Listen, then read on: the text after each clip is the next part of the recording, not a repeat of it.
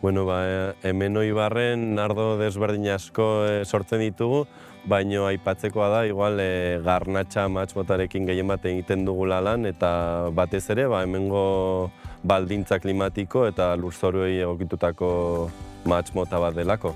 Harrek ematen dizkigu fruta eta gozotasun argitsu batzuk, eta horrekin nola ardo gorriak eta oso ohikoak izan dira eskualdenetan sortzeko, garnatxak daukan berezitasun horrek goraipatzen duelako ardo horiek.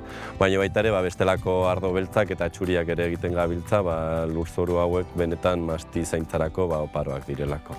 Gure ardoen berezitasun nagusia da ekologikoan egiten ditugula eta lurrak ematen digunaren ondorio zuzena izatea nahi dugula. Horregatik dira hartzidura naturalak piztuta egiten ditugu ardo denak, eta lurra berak dakartzan ezaugarri horiek ardo botiletan pilatzea dugu helburu, ez?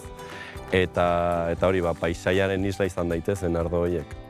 Bai, guretzako gure ateak irekitzea bada oso garrantzitsua, azkenean sinisten dugulako konfinantzazko harremanak sortu behar ditugula gure produktua erosten duen horrekin, eta harro gaudelako egiten dugun horretaz, eta gainean nahi dugulako jendeak ezagutzea zer eta nola egiten dugun, ez? Eta uste dugu badugula zerbait benetazkoa erakusteko, eta horregatik harro erakitzen ditugu eta gonbidatzen dugu jendea guregana etortzera.